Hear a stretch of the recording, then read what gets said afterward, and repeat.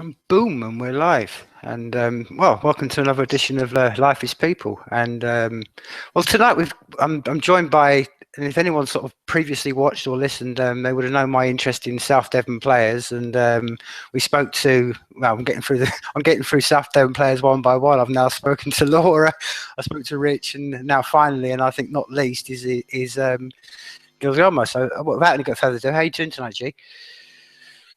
How are you doing, Tim? I'm really good, man. How are you today, my friend? I'm very well, thank you very much, and I'm delighted to be on your podcast tonight. Thank you for inviting me. No, it's no problem. Well, before we go any further, I think the best place to sort of really sort of start this off is where did this fascination with becoming where you are now, playing King Arthur? Where did this all start for you? I mean, did it start as a child? I mean, where did your love for the steps that led you to where you are? Where did this all sort of begin for you? Well, I've always been fascinated by the acting world, but really, I've always lived my life trying to make a living, looking after my family and things like that. And really, the acting bet only really started last year, Tim. I give you how it all started. I was watching Poldark on TV with my wife, and we really both really loved the show very much indeed. And in the middle of the series, wife, and I said, you know what, darling, um, if there is a season two, my aim is to be in it in whatever capacity. And she probably looked at me and says, yeah, okay, that sounds interesting, but then after that, I started to really change kind of my mindset a little bit. You've got to work on your mindset, and decided to go for it. And it's quite ironic, really, because 6 months later, on the 3rd of October, I was shooting a scene in Poldark season 2 with Poldark himself. So even if you see a little glimpse of me in that series 2, which will come probably in September this year, I managed to actually achieve my target at the time, which was to really be on Poldark, and in the meantime, alongside my job, alongside looking after my family, I've managed to work as well on other little projects and bigger projects, which I am sure we will be able to discuss in a moment. Oh, that's fantastic. 'Cause, I mean, obviously, you were just mentioning before when we went live that you were brought up in France, and you've been over here for 22 years. So Yeah. the first thing I have to sort of mention to you, and from someone who's maybe lived abroad for a few years and lived in Argentina, I've got to congratulate you on your English accent and your English vocabulary because it's immensely hard. And I think it's one of the things that people forget forget about the English. We're very bad with languages. So did you before you arrived in England, did you have any comprehension of English, or did you learn that in school, or did you just come over here without knowing any English and just picked it up as you went along? Yeah, as I mentioned to you earlier on, before we went live, I came for a particular reason to this country, and it was very sudden. So when I came in the UK in 1994, I could not speak a word of English. So it was really, really difficult for me at the time, certainly in the first 6 months here in this country, when I started to realize, hey, you're going to have to live here, you're going to have to get yourself a job and things like that. It was okay for the first 2 months or so, but then I became a little bit frustrated because, I couldn't speak the lingo. So again, I had to do a very, very difficult exercise on my mind, and basically I learned the language simply by listening to people.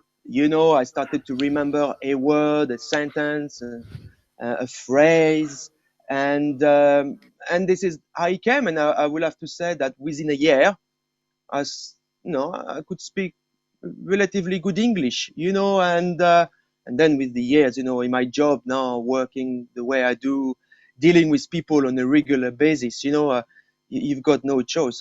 I've got to admit, I'm very proud of that achievement, to be able to speak French and to speak English. And it's quite ironic, really, because It's like I was in France last week with my wife and my daughter for only 3 days. And when I speak to French people, they think I'm English because I speak French with a very strong English accent. So they're telling me, "Oh, you're British." I says, "No, no, no, I'm a Frenchman, but I've been." It's probably the reason why I can speak as well as I speak now. Well, I think the ultimate compliment of the fact of your English and the level you have, which is, as I said before, is excellent. Thank Is you. and imagine if I'd gone to a very young G, maybe a 10-year-old boy there. You're kicking around France, doing whatever you're doing when you're 10 years old, and I said to him, "Well, let's just forward in a few years into the future, and you'll be playing King Arthur, the most kind of iconic British hero." And there you are, my friend, the little French, that little French 10-year-old I'm talking to. He's now playing King Arthur. So, I mean, how did your steps getting into meeting South Devon players? How did you come across them, and how did you get into the eventually playing King Arthur? How did that all happen? Well, Tim, it all started, last year. As I mentioned, I was pretty keen to really make a big break in this thing, and you look at any kind of opportunities that come your way. And I remember Laura looking for extras for the Miserable web series. I'm Hmm. sure that when you spoke to Richard a few weeks ago, he mentioned that to you as well. That Richard plays one of the revolutionary students in that production, I believe. And I went out there, just hoping to get a little something to get me going. And Laura casted me as Jolie with another revolutionary students in the barricades. So this is how I became aware of these guys and why I became good friends with them. And then we stayed in touch, and we did a trailer for Les Miserables, which went very, very well. And then I got to meet other people within the team, and then we shot as well another little sci-fi short film with Hmm. Evelyn Ray. We part kind of the SDP family as well, but who is as well her own director. She writes scripts and she directs, and she's a great actress. And she wanted to make that short film, and I got to do it with them as I was cast as Griffin, the badass in there on this one. And you can see the film on YouTube and Vimeo. And it was a great little experience to shoot that film. That little film as well was selected and nominated at the Fan Film Festival in Los Angeles, which took place last month. And it was a great experience. And Laura was in the film, and James Scott as well, that plays Agravain. That plays Gawain in Mordred. He's my Gawain. How can I how can I make a mistake like this?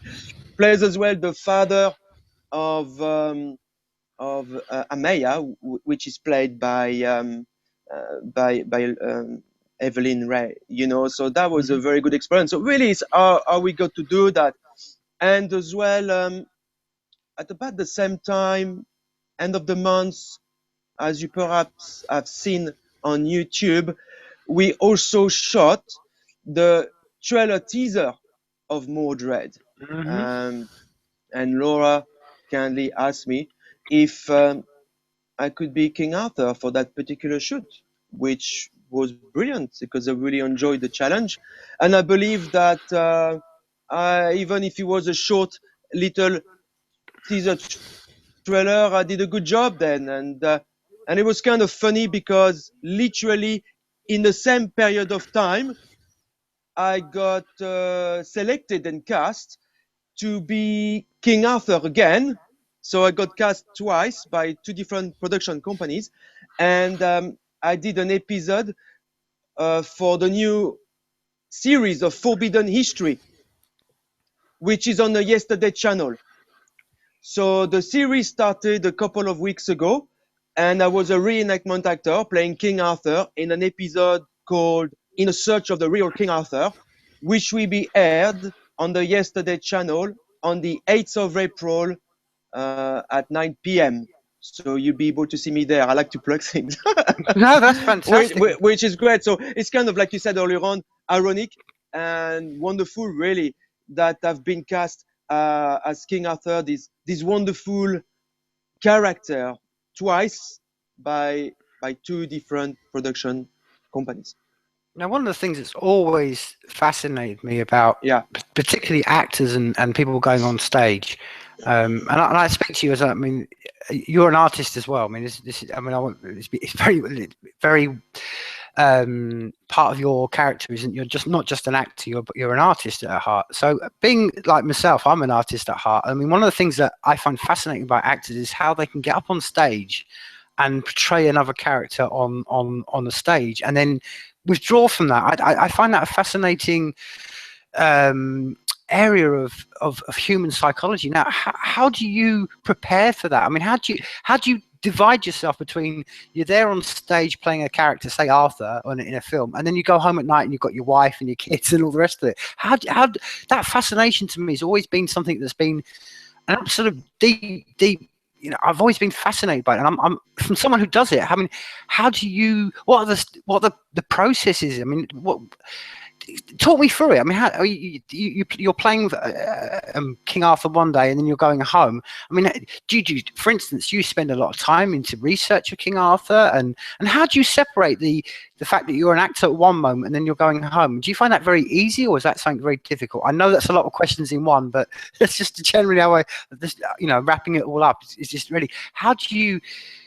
What's the process of becoming, of that acting role? I mean, that's what I'm really trying to get into. How do you? Is there things you can practice? I mean, just tell me about it because I'm fascinated as an artist to how you can step onto the stage and then go back home. That's always fascinated me. Well, yeah, it's an interesting thing. I mean, with regards, I'll start with King Arthur. I have done a lot of research already over the past 3 months about the man, about the myth, about the legend, and wherever I look, I've read 2 books on King Arthur. I've watched the movies Excalibur. King Arthur was played by an Irish guy with a strong Irish accent, which really I didn't really get too much into. We obviously saw the King Arthur with that guy from London with a West End accent, which was okay. Wherever I look, King Arthur is a guy that is difficult to explain, which kind of like different. It's like it's a very difficult thing to explain. So basically, I've read so much stuff on the guy. I've watched a lot of books. I've listened to a lot of tapes, and really, what I'm going for now, with regards to more, it's Laura's script, and since I've had the script over the past 7 weeks or so, I've been really getting into it, spending about at least an hour or 2 hours a day alongside my job, alongside my family life, trying to learn lines, trying to get to crafts with the script, and trying to understand the personality of Arthur. And what I'm really getting into terms with is the fact that Arthur in my mind is kind of like I'm kind of very similar in my approach of the Arthur in Mordred, which you will discover probably when it comes out, when it's all done up, because obviously Arthur is a man with strong ethic. He is a man with very high values. He is a man who will defend his family, that will defend his friends, that will seek justice, that will stand up for all of these things. But what I like about the Arthur in Mordred, which I will try to portray as well, it's his caring side, it's his sensitive side, that the man is caring, he's just not a warrior, he's as well a father and he's as well a husband, that has emotions, that has feelings, he's just not a brute getting out there and fighting everybody, he's a man with a sensitive side about him, So this is how I see Arthur. And obviously, to answer your original question, How do I get into? I got to read your script. You've got to learn about the character. You've got to do your research, and then you've got to work on that. You know, and as you said earlier, it is not easy when you've got a family, when you've got a job, and you've got to do that on the side and things like that. But this is a must, otherwise you cannot act. You know, you've got to get into the shoes of that character. And this is not an easy character to play, trust me.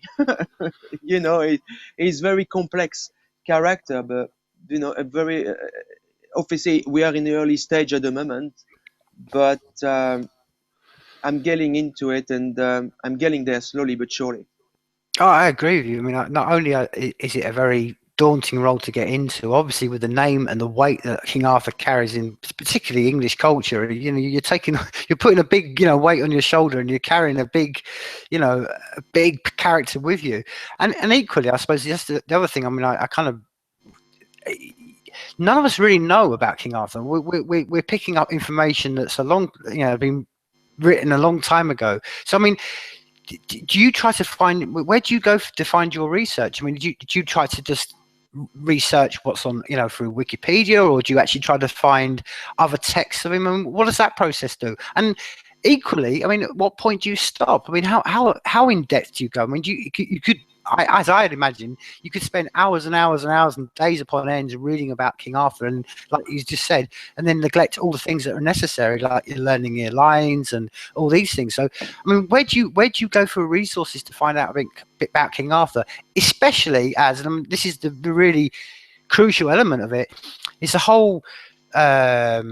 Particularly Mordred, is you're looking at it from a completely unwritten and unseen point of view. It's not, we know about the King Arthur who's a hero and all this, but we're seeing this from a different perspective. So do you have to research a lot of unknown King Arthur material, as in it's not out in the general, you know, propaganda of what King Arthur was? I mean, what does that entail, and how much do you have to put into that? And is it a balance? I mean, do you as a person, there you are, like you said, like you just mentioned, you've got your everyday life, and you obviously got to then learn the lines, and you've got to get into all that, and then you've got to do research. And I'm just thinking, well, you know, you've only got 24 hours in a day, so on your level of research, I mean, how much research have you put into, you know, personally into King Arthur, to try to find out any of the traits that maybe haven't been portrayed before in King Arthur?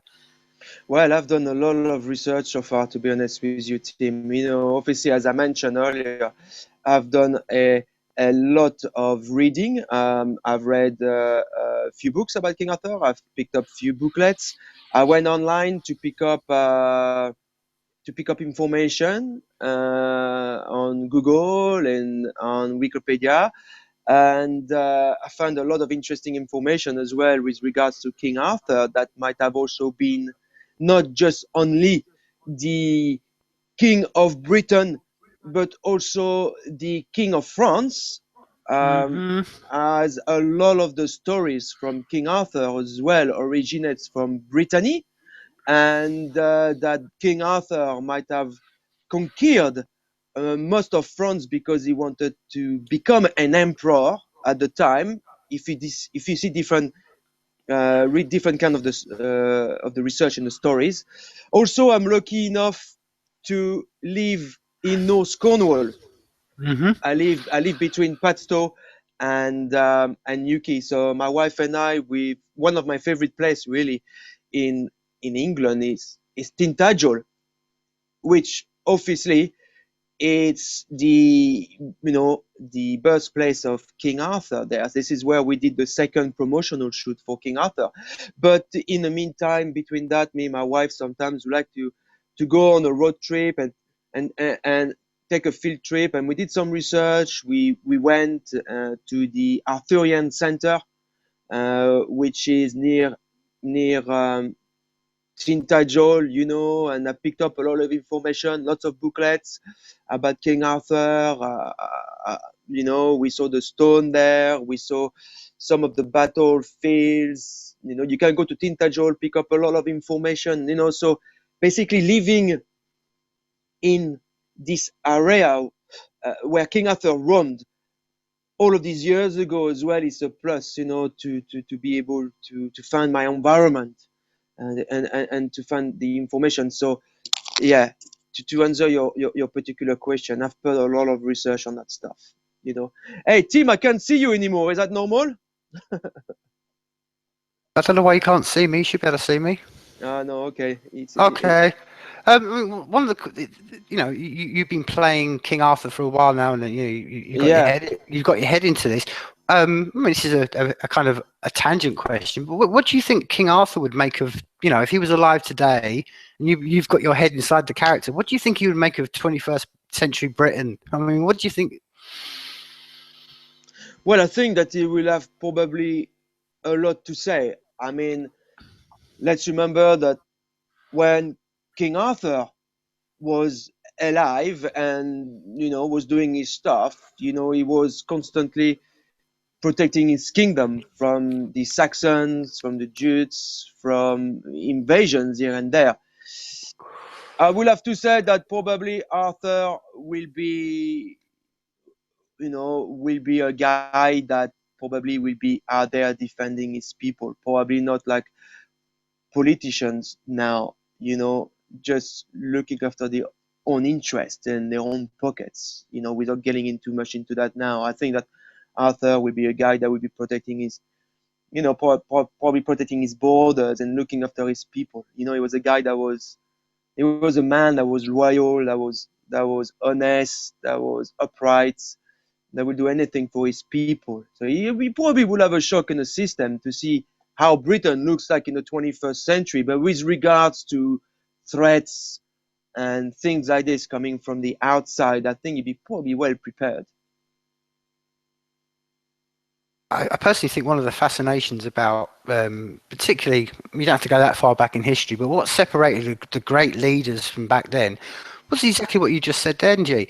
I mean, at least with King Arthur and people like Mordred and whoever they may be, they were prepared to stand up and actually go into battle. And this is one of the things I Indeed. like. One of the things about politicians now, they're very. I mean, I don't like you say we can go down that rabbit hole if we like, but they're very easy at sending other people to do their dirty work, and then they sit there in their nice little comfortable houses in Westminster, and they don't see the thing. And I think that's the real separation between leadership of what it was a few centuries back to now. There's the leaders from back then were part of their people, were put in that position because they were for whatever reason warriors or great minds have had to strategize and protect their people. Whereas now, that's what I'm saying. I'm sure I personally think if King Arthur looked back and go, what happened? Where did the British people or us as a humanity species, that our standards have lowered so much, we allow these these suits who don't have any, they don't lead us anything, and they're not really honourable people. You know what I mean? They're not people we stand up and admire to. Whereas King Arthur and people back then, they had to be. The only reason you stood in your role as a leader back in the day was because of what you did and how the people felt. And it was almost. It's ironic I say this because we're told constantly we live in this democracy, but I almost feel like maybe back in those centuries back then, it was far more democratic in the sense of how you could get rid of leaders and shift things and opinions and stuff like that than where it is now. And I'm fascinated with someone who, like I'm saying, you live in, where you are in the part of the world, and it's very easy. I live in Scotland as well, and you see all these monuments from way back in history, and you think, just in such a short space of time, how much has changed, and yet human beings haven't changed. We still got two arms, we still got two legs, we still got the same fears and the same, we all got hungry, we've all got our own needs and our family and stuff. But the world has changed so much. So I mean, the sort of question I would like to put to you would be, if you were King Arthur right now and you had the same position, I mean, what kind of changes would you make? I mean, there you go. I go to you. There you go, G. You're in charge of this whole planet for a year. I mean, what would be the big things that you would, if I could give you a year in charge, what would be the first thing you would implement as the rule or as a statue of what you'd like to do if you were King Arthur right now? Well, first of all, probably I will think about protecting and safeguarding my people, and not treat them like dogs or dirt or things like that, That would be probably my rule number one, to look after my people, and make sure that if we can talk that way, that I will have none of my people starved, none of my people being too poor and things like that. I will be quite upright, and make sure that people are treated equally. It's kind of the way I look at it. Well, I mean, this is one of the things that I know it's a jump between. This is not okay. It goes back to what I was trying to say earlier. It's one of the fascinations I find about someone like yourself, and being an actor, and that's part of your your role in this on this planet. Is you go from playing King Arthur, and then the next step you're playing the Highwayman. I mean, that's what I was trying to mention earlier. Your mind. I mean, I couldn't do. I have all respect for people like yourself, because to me, I have so much information in my head to sort of think, oh, 1 minute I'm King Arthur, then I've got, oh, I wouldn't be able to do it. And I don't know how you do it. I don't know how you can switch from King Arthur to the next bit as a highwayman, because they're completely different roles. And that's what I was trying to really dig into about how as there you are, I'm speaking to you as a man. I mean, what's that like on a daily basis? That 1 minute you're King Arthur, then you're Highwayman, and then you're father to your kids, and then you're something. I mean, how do you actually deal with that on a daily basis? Because surely your mind must be scrambled. For instance, your dreams must be immense. You must be dreaming King Arthur 1 minute, and then all mixed into these bizarre dreams. I don't know. I mean, give us an insight into that, because it's something that most people don't have any idea about, what it's like to have that kind of role in life where you're playing different people, and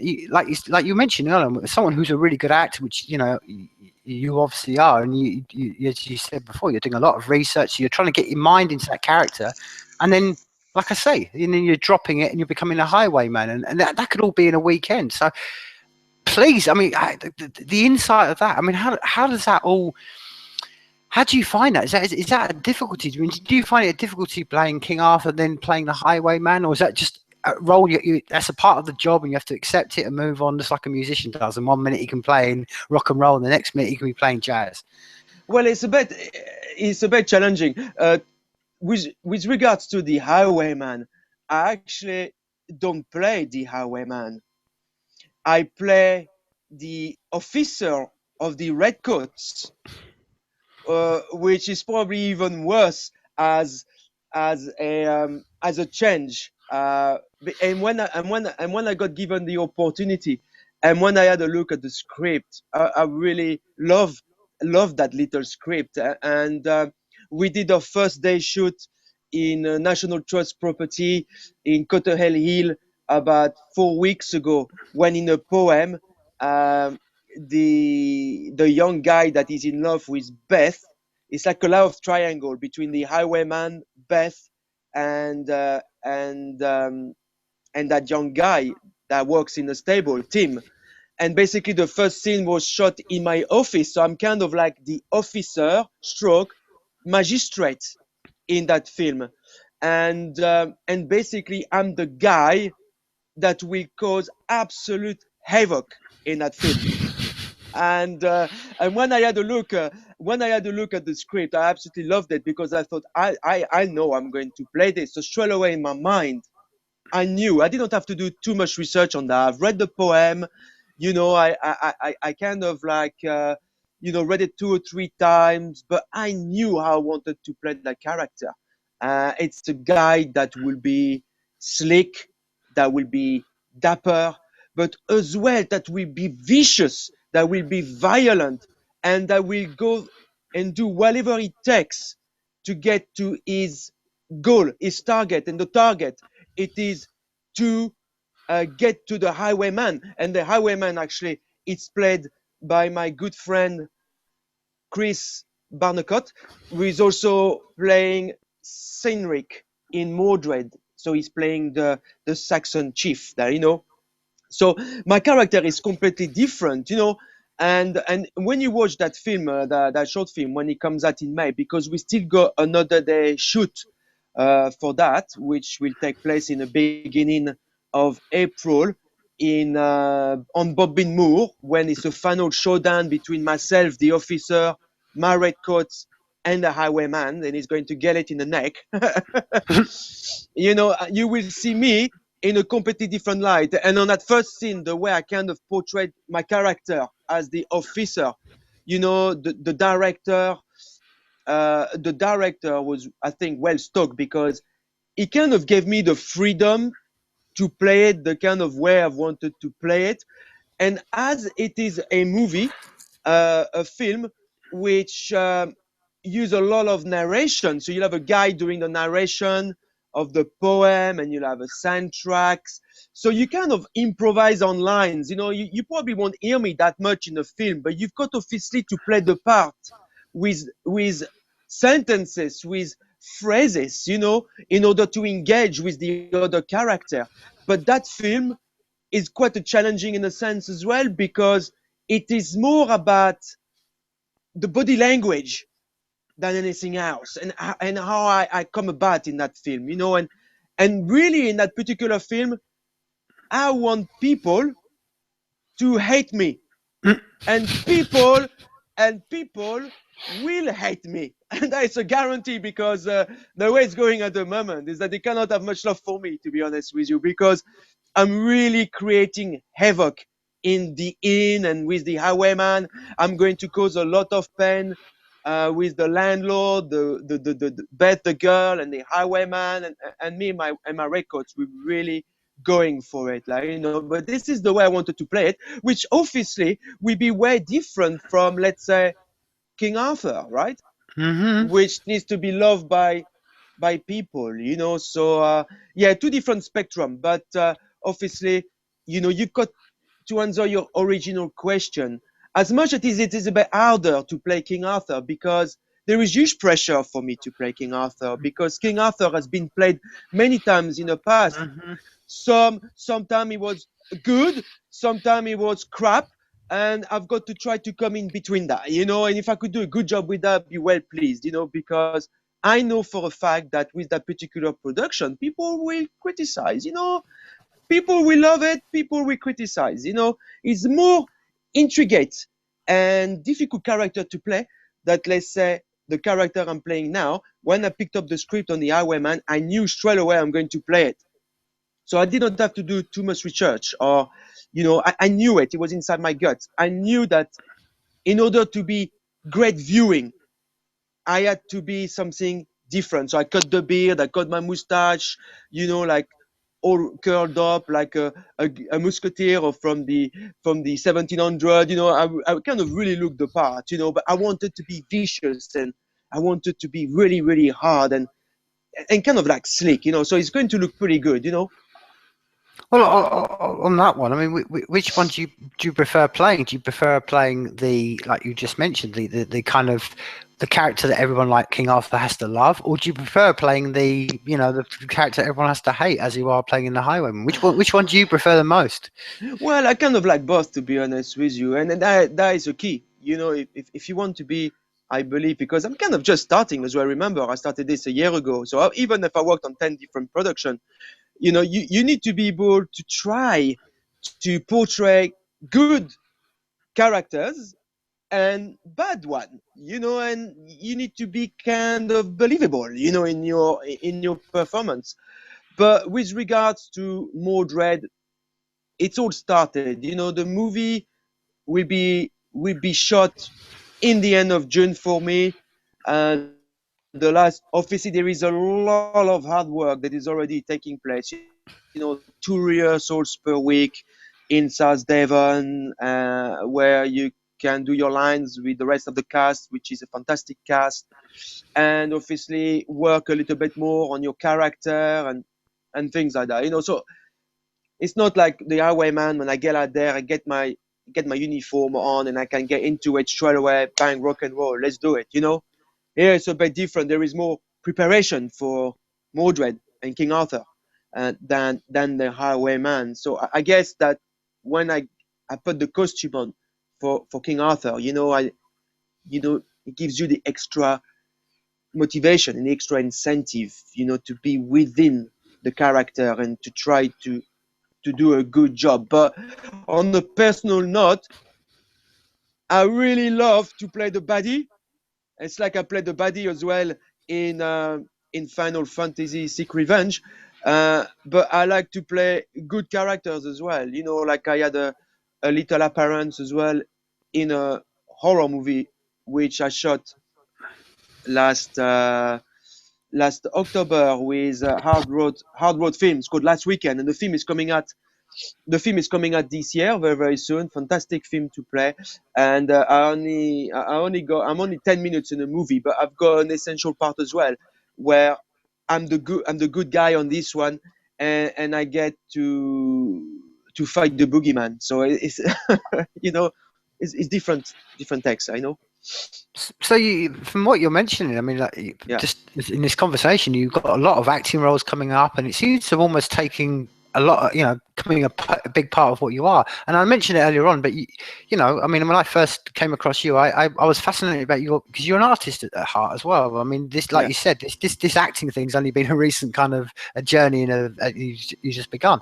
So on the art one, do you find that now that because you're doing more time with the acting, you don't get to do as much on what you do with the artwork? And again, please explain to us, to anyone maybe listening, and tell them about what your Stargazer and the whole of that about, and how did that all start? Because it's that was something maybe as an artistic child, I used to love doing it. I used to love painting my ceilings and making out scarscapes, and I used to do murals and everything. I was maybe given a bit too much freedom in that sense in a child. But I mean, please, I mean, how did that all that whole process of that start? And again, do you find now that because you're spending so much time acting that is almost becoming an area that you have to put on the shelf and leave behind? Or I mean, how does this all work with you? Balancing up the art and the acting. How does that work? Well, Tim, I do a lot of things, as you are probably aware, and for the last 12 years as well. Even if I haven't been kind of like acting, let's say, in the front of a camera, I believe that in my current role, my current job, I'm an actor, and so many people over the years have told me that I should be on stage because I'm also as well a freelance fundraiser. And over the past 12 years, I've been working up and down the country at location, like I'm at the Excel this week in London. I'm going to Warwickshire in the end of the week to do another show, so I'm very busy with that. I'm going to the NEC in Birmingham in 2 weeks, and basically I recruit members for wildlife charities. And over the past 12 years, I've recruited over 15,000 members and raised over £1 million for wildlife charities. Wow. Just selling stuff. And and for this job, where there is so much competition out there, and you work on a freelance basis and things like that, you really as a salesman, got to put a lot of work and a lot of energy and put on a real big show. So I feel that in my job already, I'm kind of like a showman, and I've got to put a big show. Like I've worked today all day between 9 a.m. and 6 p.m. with some of the top salesmen in the country, it's quite challenging in many aspects. So I've always kind of been on stage, but the acting has been on the back of my mind for a long time now. And the click in my mind was just when I mentioned earlier, when I was watching Poldark, because I knew how great it was. Even if Poldark, the program, was a good program, what fascinated me about that program was the cinematography and the photography. I thought it was great. And being filmed where I live, I thought if I could have an opportunity to be in the next series, that would be great. So it's how really it all started up. With regard to Starscapes as well, if people don't know what I do, and they can check my website, which is painterofstars.com. Since 2003, I've launched this little business where I paint three-dimensional virtual planetariums in people's homes. So the paintings are invisible during the day, so it doesn't interfere whatsoever with the interior decor. But when you switch the lights off at night, it's like your whole ceiling has been removed. And instead, you will have a huge giant stargazing window with thousands of stars all in 3D, sparkling, shining, twinkling. I mean, it's even better than a planetarium. It's absolutely sensational. And how I came to that? Well, I'm 43 years old nearly now, And in 1982, the first movie that I went to see at the cinema was E.T. And I've always loved that movie. And since watching that movie, I have always been fascinated by the stars, by space, by the wonders of the universe, and also with by UFOs, aliens, and stuff like that. So I've always been into that kind of stuff, you know. And in 2003, I've always kind of had a little entrepreneur's mind, you know, always Mhm. trying to make a buck here and there. I saw this guy in the States that created Starscapes, and I got in touch with him, and he gave me the opportunity to launch Starscapes UK in the UK in 2003.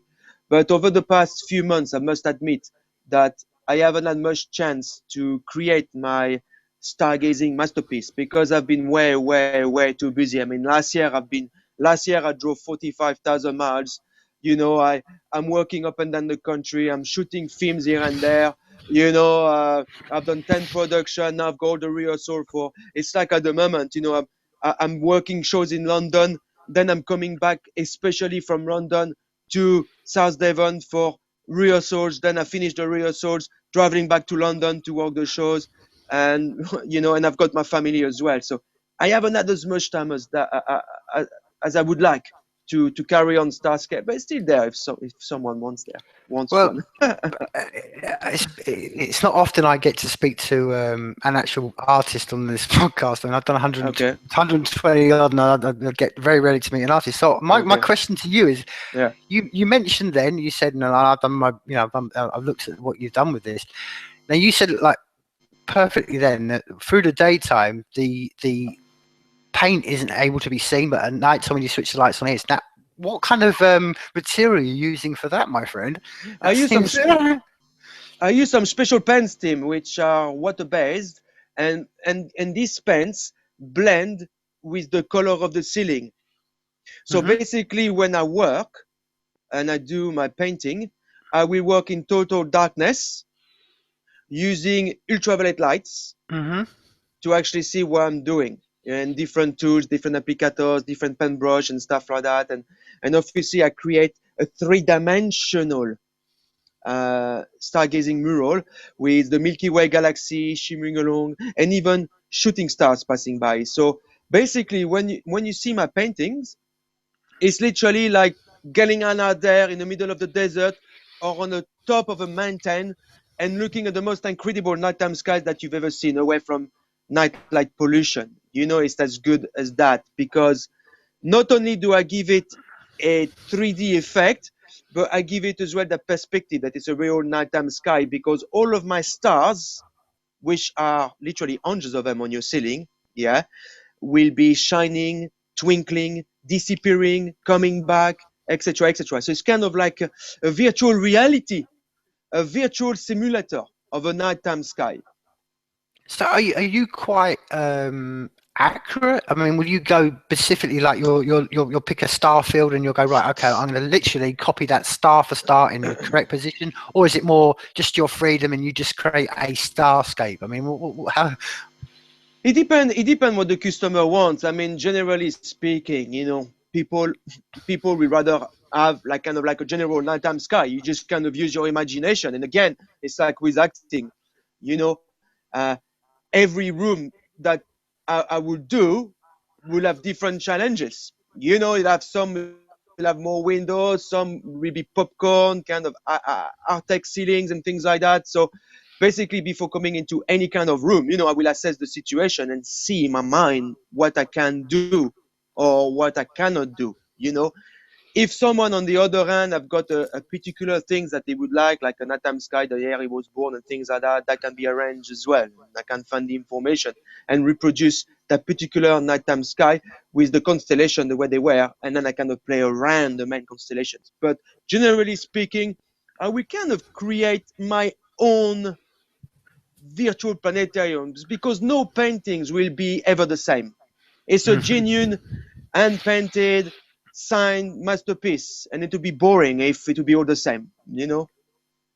Yeah, I mean, I think it's really fascinating that what you're tapping into here, and I think it's absolutely a sign of our age. Really, is that each and every one of us as a human being has the ability to go out every night and look above us at the sky and see this great expanding universe, that we're just this tiny little rock and we're just tumbling through this great, and that is a mind shift, and if nothing else it's very humbling, because you realize that all the stresses that I may get in my life, you think, well, wow, just imagine, just think the concept that we're on a rock in the middle of the universe and we're just tumbling, and that alone is enough to give people humility. But one of the things that I say, one of the signs, and I think maybe done on purpose, I don't know how you feel about this, but I think it's almost done intentionally, that, like you mentioned earlier on, there's so much light pollution that humanity is deprived of the greatest spectacular show of all times. And I mean, I grew up. I'll give you the title. I grew up in England for all my life, and it wasn't until I went to Argentina, and I was like, oh my God, that's what the sky looks like. And it's not just this orange, great big, like post-industrial kind of like orange skies and all this sort of stuff. And I personally think it's done. I think it's done intentionally. I think the reason that we have the technology to make low lighting and all this stuff, but you don't see any great push for it, because I think the system would collapse if most people could go outside at night time and switch off watching Come Dancing and stand out there and go, oh my God, it would make you realise about all the things in society that are wrong, really. And I think it's the old adage, like you mentioned then about aliens. I mean, the first time we have an alien contact, everything in our lives is going to change. We're not going to be bothered about the price of petrol and stuff. We're going to be like, what?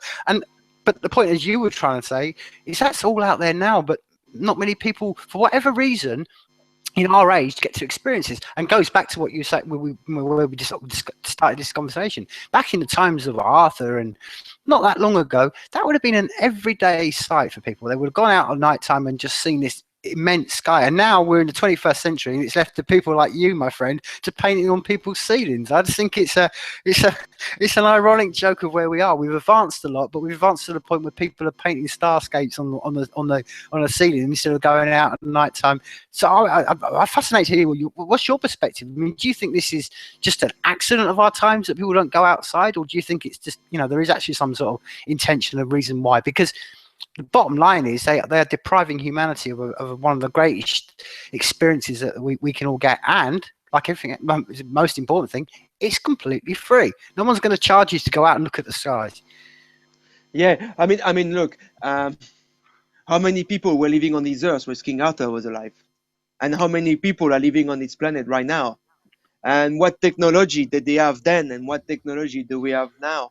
I believe that this world probably is overpopulated, and I believe because the technology that we've got now, which is absolutely fantastic, don't get me wrong, otherwise we couldn't be talking with each other right now, is as well with, kind of depriving people from this envy of getting back in the outdoors and experiencing the natural world. But also, look, why do you think that people cannot see the real nighttime sky at night? Simply because of nightlight pollution. All the street lights and everything out there will enable you to see the sky. And I've been to probably two of the best places in the world to experience an incredible nighttime sky. That was in the middle of the desert in Arizona, where I saw some amazing nighttime sky. And one night as well, I actually camped with Bedouin in a Sinai desert, Oh, wow. where I saw as well some incredible nighttime sky, things that I probably will never see again, or that I've never seen before. And because of people living in a box, going to work in a box, and eating things that are in a box, and then coming back in the evening watching the box, people don't really get out there and experience these things. So what Starscapes brings to some people, if they want to have it, it's Starscapes, I believe that it's inspirational, it's educational, it's romantic. But what is really good as well, in these days where we're living such in the age, where we're living in the age of technology, in a fast-moving planet because everything is moving all the time, you know, and if we cannot move with the times, then we're left behind anyway. And because of all of these things, a lot of people use yoga and stress relieving techniques such as meditation and things like that to relieve their mind and to distress their bodies. And Starscapes as well is another tool to do just that, to stress relieve your mind and your body. You know, nothing better than to lay on your bed and to look up and you look at something amazing, which it's the majesty of the stars, you know. Yeah, I mean, I think you're absolutely correct there, Jim. I mean, I've always been fascinated, like I was trying to point out, really, that we're at this pinnacle of technology, and I say it so many times. I mean, we are very fortunate to live in these days. I mean, because you know, it's just incredible. I mean, you're roughly my age, and you know what it was like when we were kids. I mean, I try to tell him I've got a 24-year-old son, and I try to tell him what it was like when I was 24, and he just can't believe it. You know, what, you have to go down the end of the road to get a phone call.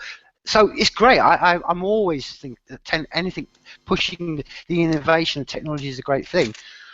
But on the other hand, it's just dual sides. As much as we're pushing and pushing and pushing, we seem to be more and more, and it ties into what you were talking about, the wildlife chat. We seem to be getting more and more separated from the natural earth and what we are actually about.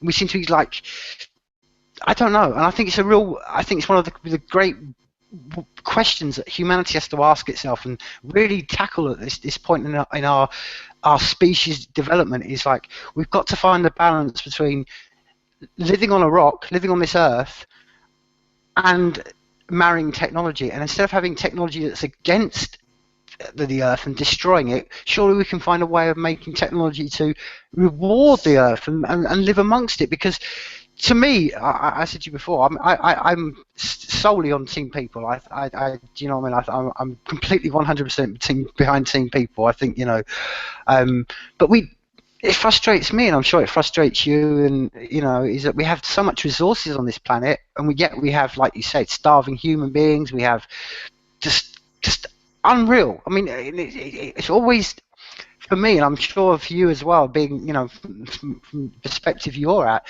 it's that question of like, why have we got all this technology, and yet human beings are still, with all this knowledge, still doing some of the same traits, and in some ways I would argue even worse than they have done a lot through time. Because go back to sort of like the times of King Arthur and stuff like that. I mean, your food, it's almost a real natural living of style. I mean, you raised your sheep, you understood that the natural of where food came from, you understood all this sort of stuff.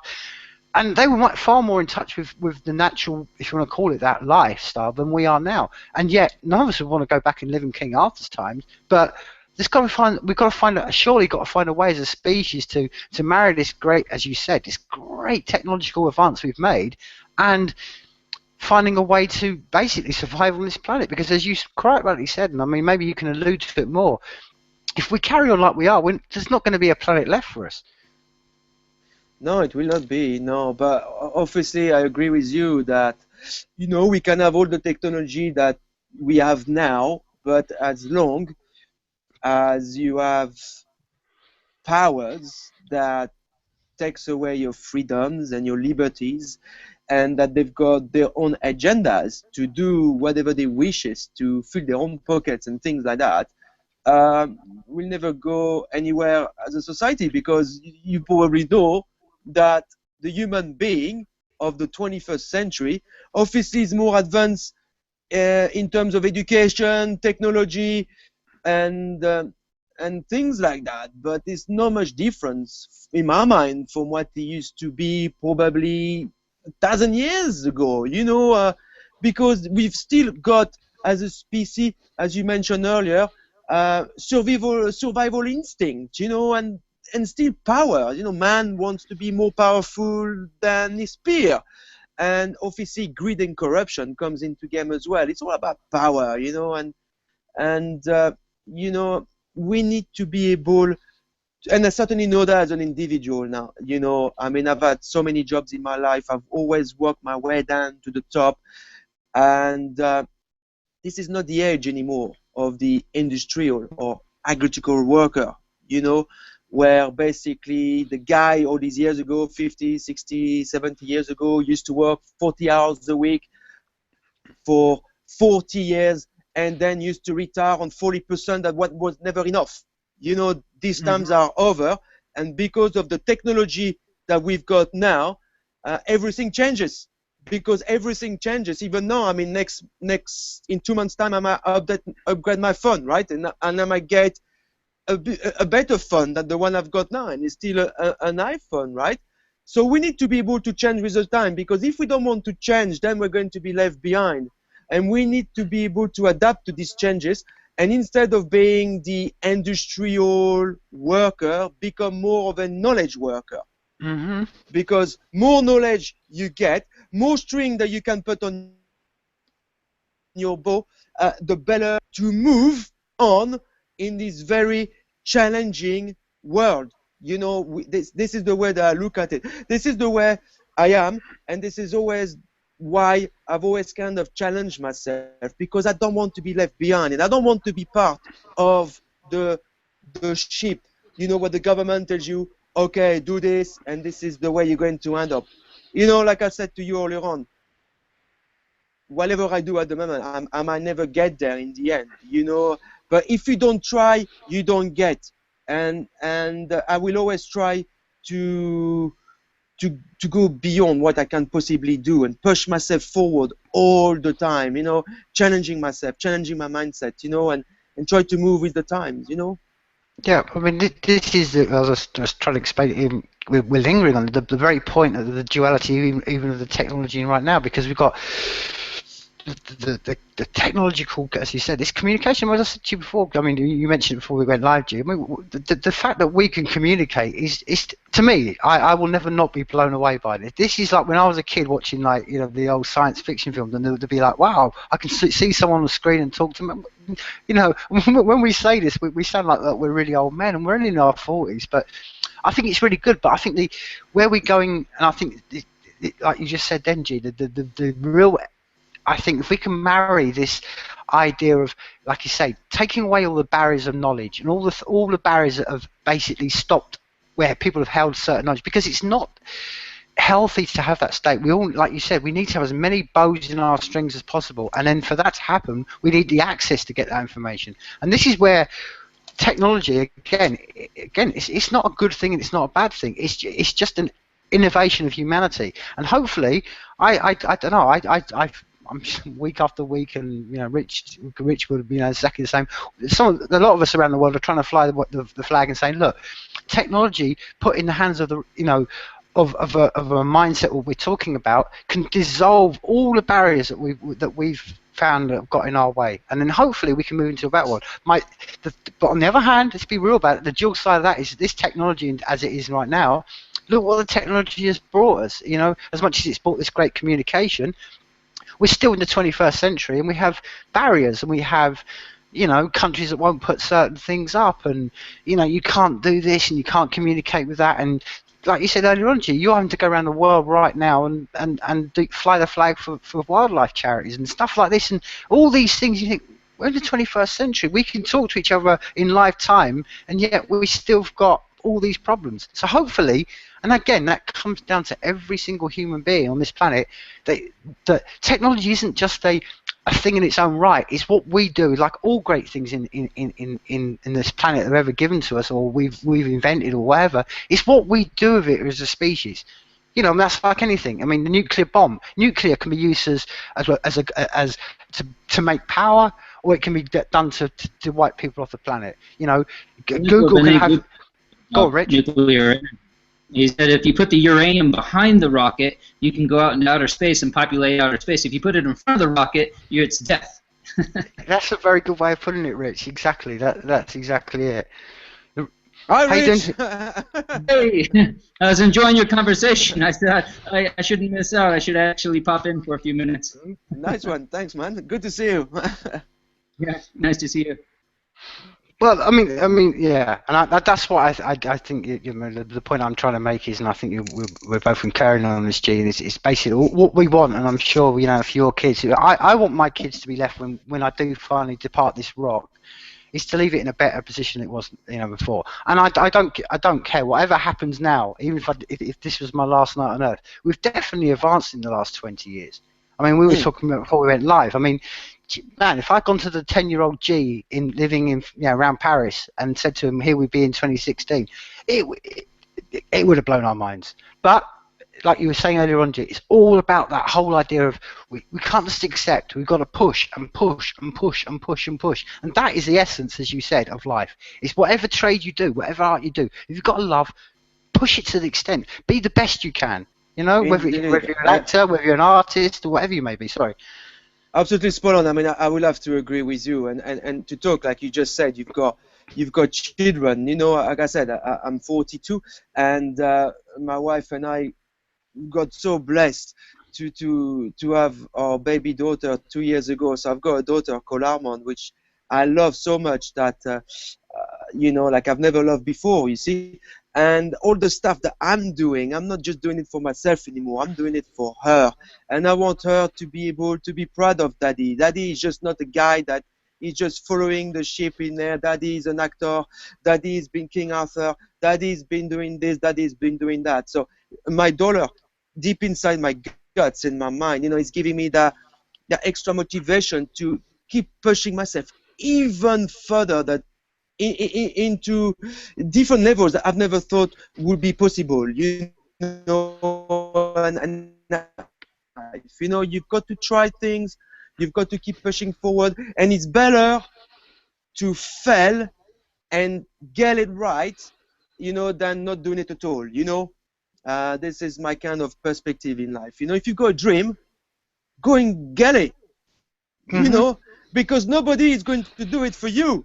Nobody is going to help me out to do this stuff that I'm doing now, living the crazy, hectic lifestyle I'm doing. And sometimes, trust me, it's hard on the mind and it's hard on the body, But I've got no choice. I've got to get out there and do it because nobody is going to do it for me, And if I want to make it, then I've got to get out there and push always forward and do whatever it takes.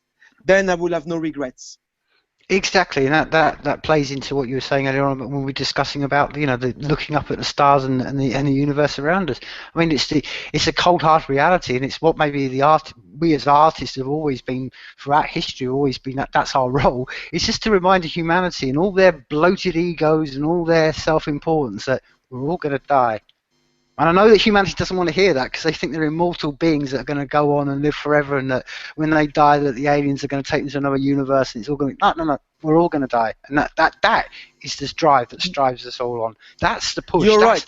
That's what and I say this because it's become such a cliche. Everyone going, oh well, do your best, but people don't realise that life is fragile, and any of us could go at any moment, and it's and that if that isn't an incentive for us all, then what's the point of living? As you said, what is the point? It just reminded me of something I was listening to recently, and it was talking about how people, what's separating ants, is that we have the ability to create stories with our imaginations, and these stories actually create a collective reality.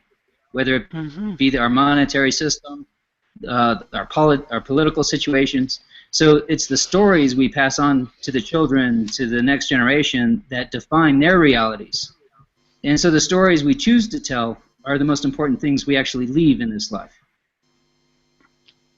100%. I mean, that's exactly the role. No, I mean 100%, Rich, and I mean that's exactly why I think it's important that these stories are told, and that's why I think it's important someone like the story of Mordred and all these stories are told because I mean we live in a world where that's what I'm saying, and I think the most important thing is, and I think it relates to what you just said then, Rich, and I don't know how aware all of us are, maybe until you have children, that are thinking, man, we're going to be looked at by our children, and we're going to be viewed at, well, were we on the right side of history, or were we on the wrong side of history?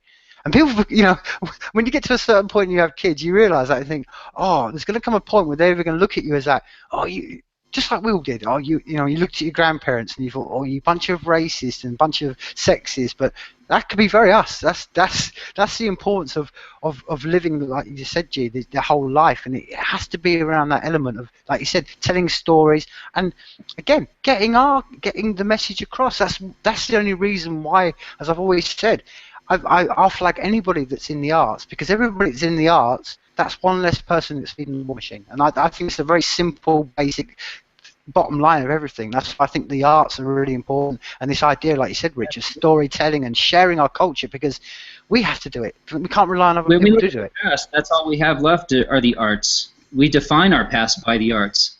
Yeah, there's history, but for the most part, when we go way back beyond what has been written, that's all that's left is the arts, like the painting, the rock paintings inside the caves, and the little tiny artifacts created, and then today, it's the most important arts are absolutely the actors, the people on stage and in front of the camera that are sharing this history and the story of humanity, and the things that we choose to watch and listen to are what basically I don't want to say manipulate, but that's what turns us into who we are. They're the things we decide to watch, and so I think that the most powerful communication today is the actor, and it will be going into the future. When we look back 1,000 years from now, they'll be looking at the actors of the day to try to understand why we thought the way we thought. Who we are and where they came from. Yep.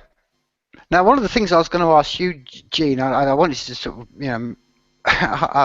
coming from the acting perspective, where do you think this is all going? I mean, obviously, you know about the advance of, artificial intelligence. You've seen the, things like the Oculus Rift switching on and all these things. I mean, I've often thought this. Are we going to get to a point maybe very, very soon in our where we are as a human species, where the idea of just sitting in front of a screen and watching a film as a director gives it to you will be so old-fashioned, like us watching black and white films. I mean, I think the future is going to be basically completely immersive, where films will be, you'll be able to walk around a game and you'll be able to see any role and play any role. And if I was watching The High Man or King Mordred, I'll be able to see it from every angle and stuff. I mean, where do you think this is all going? I mean, and do you think it's a healthy thing? Do you mean, does it excite you? Do you get excited by thinking, wow, we've gone from black and white with no sound, and we went to sound, and then we went to Technicolor, and then we went to HD, and now we've got to this point. I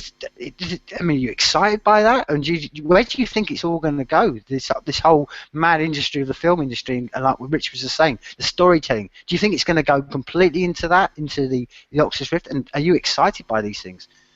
Who knows what the technology will be in the next few years? I remember you asking the question to Rich a few weeks ago when he was talking about drones and things like that. At the moment, I'm kind of like quite happy to live in the moment, to live in the present, and to have the technology that we've got to be able as actors to bring to the audience what a character might bring or what a story might bring. And getting it out there. Obviously, I embrace any kind of technology. Like you said, maybe in 10 years, 20 years, 30 years, 50 years, we may not know TVs anymore. Maybe we'll have no screens. Maybe it will be kind of an imaginary screen, out there. Maybe you will have not 3D effect, but 10D effect. Maybe you will be able to watch the movie next to the actors on some kind of like different dimension. I don't know it's going to be like, but I really like as well what Rich said earlier on, like when he talked about the paintings in caves, and there are plenty in my country in France where we can remember the history and things like that. Whatever we do as actors, there will always be a trace for next generations. So for the future generations, So my job at the moment is not too much to think on how it's going to be in 20 years, because who knows how I'm going to be, where I'm going to be in 20 years. It's to try to do the best job I possibly can in this age with the technology that we've got, to be able to give the best job I possibly can to inspire generations and to inspire viewers with what I'm trying to do as an actor, Yeah. Now, you mentioned earlier on, you said one of your first films you saw was E.T. Now, I've always been a huge fan of a lot of French movies. I mean, Yeah, sure. Delicatessen, City of the Lost Children, they were huge influences on me when they first came out. Again, what particular, I mean, who do you admire in the film industry? I mean, do you admire the French film industry? I mean, is there any particular directors that you admire, and why? If so, why? Well, I mean, I've been living in the UK now for over 22 years. I haven't been watching that many French movies over the past few years. Obviously, when I was in France, I used to be a big fan of the Louis de Funès movie, which was one of the biggest French comedians in France that passed away in the 80s.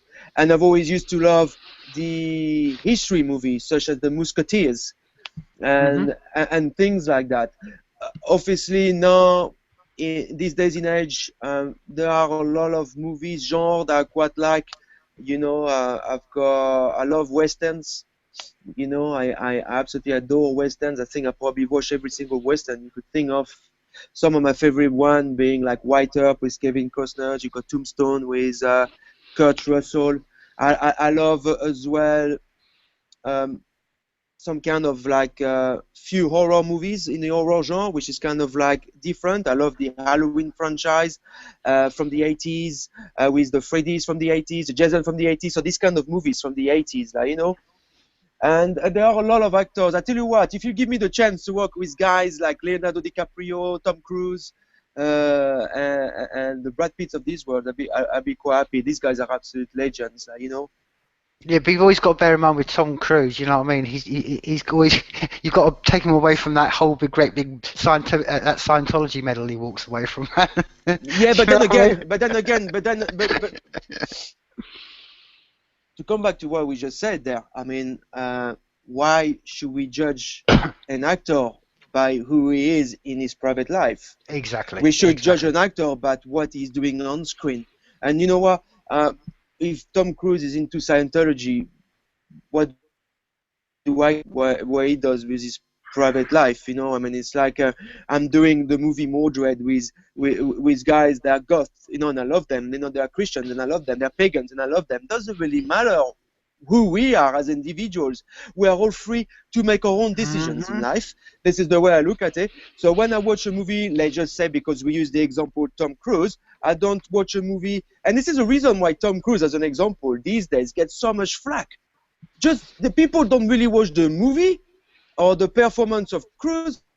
They just judge him because of who he is, and that to me it's a bit off. You see, I'm thinking just watch the movie, and forget that. But he's an actor. He's there to play another part, and I've seen some great movies with Tom Cruise. In particular, The Last Samurai, which was a fantastic film, and where he delivered a very strong performance. The movie War of the Worlds as well, the remake by Steven Spielberg, was another fantastic movie with Tom Cruise in it. And I can't remember watching a crap movie with Tom Cruise, to be honest with you. But you look at another guy as well, like DiCaprio. He made some fantastic films as well. I've seen some fantastic films with that guy, But just saw The Aviator last night.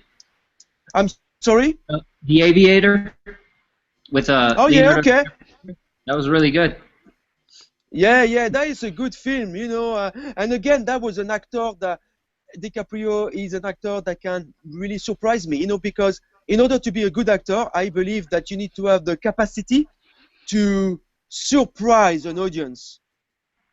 You cannot be boring, you cannot be predictable. You need to be able to surprise your audience with your performance. And I believe that one of the strongest performances I've seen from Leonardo DiCaprio, it's in the movie The Wolf of Wall Street, where I didn't even think that I was DiCaprio I was watching. It was an insane guy, and I thought in that particular movie, he did a great job there, Yeah, well, that plays into what I was trying to say earlier on when I was trying to sort of like dig deep into your get an answer from you is that it's that whole experience of an actor I find really fascinating. Is that, like I was trying to say to you earlier on, you can play these different roles. I mean, a great example what you just mentioned there, G. I mean, I'm a huge Christian Bale fan, and yeah, he's great, yeah. I always that very fact you just mentioned then. I mean, when he did The Machinist, and that's a film I would recommend everybody go out and watch, Christian Bale, The Machinist. But then he plays this skinny, emaciated guy, and then was it 2 months later he was Batman, and he'd gone from this skinny guy to this buff guy, and it was incredible. And I was just thinking, in 2 months most people can just do, you know, maybe scratch their ass for a bit, maybe play the lottery, you know, maybe watch a few programs. In 2 months he went from a skinny emaciated guy to playing this thing, and that's what I think I admire most about really good actors. And I'm sure you know what you mentioned about Tom Cruise and people, is that what separates a really good actor from an personally from a normal actor is when I see so many actors and who you think, oh, here we go, that's just that actor playing himself in another film, and you know, it's always the same. You don't see any expanse in their repertoire. What separates the really good ones is, like you said, and that's the fascinating thing I was trying to get to you earlier on, of like, if you're going to perfect that skill of getting yourself immersed in a character, how does that carry on when your everyday life? I mean, I've read stories about Christian Bale that when he gets into a character, he completely becomes that character 24/7. He'll live it. It's a whole method acting, you know. And I just think, well, how do you carry on your normal life? Because or don't you? I don't understand. These are the fascinating questions I have. Like, if you go into your role, like in King Arthur, I mean, that's what I was trying to say. Do you just switch off? Do you go, 9 o'clock, now I'm back to G? I mean, how does that work? Well, it's quite funny. I mean, for me, because I've got a personal life as well, you know, and I've got a wife and children. I'm not going to start to call my wife Guinevere. or things like that. But it's quite funny because learning the lines and living my normal life, sometimes I now start to speak like the kind of Arthurian way, instead of saying sure, I says very well, you know, or you know, do you want some meat, or things like that, you know, or may your journey be safe and swift. So it's kind of like in my mind a little bit, you know, so it always plays with you. But obviously when you are into a character, you've got to be that character, and you've got to live with it. I mean, it's like my poor wife, you know, when she sees me going through my script, you know, and sometimes I'm knackered, you know, I've just had a long day at work, and I'm getting out there on my script for an hour or 2 hours, you know, going through these lines, you know, and really you need to get your mind into it. It's a huge concentration effort, and it's a repetition job as well, and you need to polish that machine, you know, because you don't want to let people down, you know. You've got to get out there and do a good job, not just for yourself, but for the rest of the cast and for the crew and the people that believes in you. So, you know, I know there will be a few mistakes in there, and that, you know, they will need to be adjusted, but you really need to be full on. You know, this is not something which you could do like just for the sake of it, or just like, you know, like for nothing. You know, you got to get out there and give it 200%. And I'm giving every extra ounce of energy left in my body, in my mind, into these roles. Not just Mordred, but the officer as the highwayman as well. You know, where I'm really giving completely another performance from Mordred. It's kind of two sides of the spectrum. You know, and you've got to give it 150%. You can't go less. You know, it's a huge effort, and a lot of people as well talk a lot. You know, and a lot of critics will say, oh, this guy is lucky, he's on screen, you know, and he's making a film, and, you know, he just got a lucky break and this and this and that. But people don't realize that people that goes and make these movies and they are successful, they've put years and years and months, in my instance, of hard work behind the scenes. You know, things don't just happen just like that. You know, nobody comes up to you with a contract on the table and says, you know what, you know, you can do that for me. Doesn't happen. You know, it's like me in the beginning. You know, I've had to take so many projects, you know, like working for free, you know, traveling up and down the country, building my showreels, building photographs, building my website, making contact, networking. It doesn't happen overnight, you know, but it doesn't, you know, you've got to put the hard work. And, you know, I've had a lot of nights where I didn't sleep at all. You know, I kept going every night and every day, you know, doing that stuff, you know. So it's not for the faint-hearted. You know, if people think it's easy, trust me, it isn't. But it's rewarding, and it's a great thing, you know, to be able to achieve these things. But I'm only in the beginning of my journey, and at the moment, I've been offered a couple of things over the past 2 months, which I couldn't do because of Mordred, because this is taking so much of my time, But there is an opportunity for me to be able to do another short film in April that I'm considering, which is very similar to the Highwayman as well. So I'm kind of looking into this one. But it's all hard work, and it's not easy. And people that think it's easy, it isn't. You've got to get out there, move your butt from the chair, and work hard and willing to make sacrifices, because this is the only way to be successful. And I'm willing to do whatever it takes to do my best to be successful.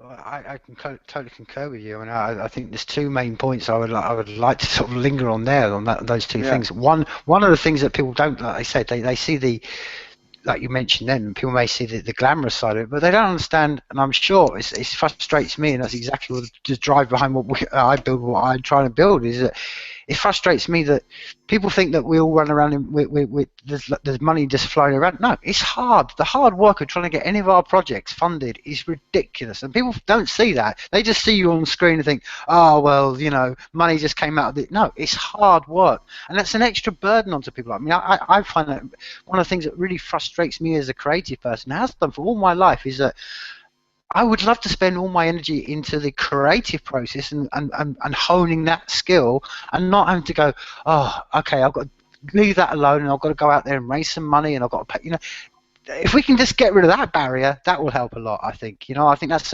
one of the things that people really don't understand about the whole film industry, arts industry, is that it's a really difficult process. I mean, your Highwayman has been done by Kickstarter, and that's again, it wasn't just like some Hollywood film studio came to you and said, "Oh, why don't you? We're going to give you 25 million to make a film." No. And I think equally as well. I mean, I think that's one big thing that frustrates me is the barrier between the people who want to create and the resources they need. And I think the other thing is what you just said to them. I think before I let this passes, I really want to linger on this point. What you said then, Guy, is basically, I think, not only with in acting, and I don't think it's only in musicians, I think it's in all things. I think it's particularly if you're being creative, it's fighting that resistance, the resistance of distractions, the resistance of sitting there and vegging out in front of the TV. And that is something that, to me, is one of the things that's never taught to people, and they never understand, is that when you go, like you said, and you're stepping into this world of being creative, you're going to come a lot of resistance, and a lot of that is in your own mind, because do you know what I mean? And that's the struggle that puts people off. And I think it's, instead of telling our kids and going, oh well, it's going to be difficult, we need to tell people and say to them, look, the creative process is immensely rewarding. I mean, you must find this when you create something out of, it's been a spark in your head, and you started off with a few lines, and and then before you know it, I started with a white canvas and there's a painting behind me. Great, that's immense. But it's not easy, and it takes a lot of time and a lot of effort. That basically, I think generally in our culture, we've been told it over and over and over again that you don't have to put any work into anything. It's all going to happen in one instance, and if you have your moment in the sunlight, everything's going to happen. And that's not the reality. And that's why I think it's important, like you said, G, that someone like you, who's in the profession, in doing these roles, it's important that you say this and come out to people and say, this isn't easy. This isn't some glamorous, I'm getting paid £30,000 a week, and I live the life of luxury, and I've got a nice speech. No, it's hard work, but it's rewarding. It's rewarding, and the reward doesn't come in from the money. The reward comes in from thinking, like you said earlier on, wow, this is what I've, when you look back and think, wow, look at the things I've left behind, the pieces of film, the artwork, and that's the reward. That's the point. So I know I wanted to sort of do that, but go back to my original point where I was just trying to say to you then. I mean, maybe enlighten and tell me particularly what's the struggle of trying to get these things, the process of a film funded, and if you could change anything, what things would you like to bring those barriers down? What would be the greatest thing if I could say to you, wow, if I could just find a solution to that, and to find it, what would it be? I mean, again, please give an insight, because I really think it's important that from someone like you, let it be known to the world about what the the insights of how fundraising and Kickstarters and all that happens, because I think it's an untold story that's not really spoken about much. Yeah, I mean, basically, most of the projects that I've been working on have been self-funded by Kickstarters or Indiegogo campaigns, you know, and I've met so many talented and wonderful directors, actors working on these productions. But as you said, you know, money doesn't grow on trees. And in order to get your project out there, then you need to do whatever it takes to actually get the fundings. And that goes for the Highwayman, that goes for the horror movie that I did last weekend. I'm still trying to generate fundings for the post-production of the film, which will come out in the next few months, but in particular for Mordred. Mordred, Laura has got a big vision with a lot of things that she wants to achieve, and I've got so much respect for the lady because she's like the chef d'orchestre, really pulling all the strings to make it happen. She's tried everything. And she's trying everything. We've got this huge Excalibur conference, movie conference in 2 weeks to raise more funds. You know, she's done swimming, car boot sales. I mean, you name it. She does everything to try to generate the funds. If you know, and it's kind of like I'm looking at Mordred there. You know, and Mordred is probably going to come at the same time as the Guy King Arthur as well, which I believe it's called the Knights of the Round Table or something like that. And that guy has got a budget probably of 100 million quid plus, you know, and our budget is like non-existent, you know, and we've got to do that with whatever we've got and using all of our friends and networking with some of the best in the business, because in the southwest of England we do have some fantastic talented people behind the scenes, such as Simon Knight, that will be our director of photography, you know, with Hans Media Films, you know, and we've got some great talented makeup artists and visual special effects and stuff like that. So they all come as a team, you know, working for free. We're all doing this on a profit share in order to create a beautiful piece, a beautiful cinematographic piece, which hopefully will be seen by millions of people and hopefully can get us out there later on, you know. So it is not easy out there to try to make a movie, not just for actors, but for the people creating these movies, directing these movies, writing the scripts, you know, because you've got to get it out there, and there's probably so much competition out there, like me in my job trying to get fans for various people, you know. It is not an easy thing, but I've got a lot of respect for people that are trying to do that, you know, and, you know, we can do it, you know, like with the Highwayman that will come out, Mordred, I've got no doubt about it. This is going to be a fantastic success story, and now we're going to make a great film with this, which is not going to be some kind of Hollywood blockbuster with a 100 million quid project, but a beautiful, crafted, independent movie with wonderful local actors and fantastic soundtrack by a guy from Germany, again, actually Laura fan. I remember Richard talking to you about this. He's going to use like from the 6th century or something like that. Mm-hmm. So it's all about networking, you know, but it is very difficult to generate the fans, and we try everything to get these fans, you know. But no matter what, the project will still take place.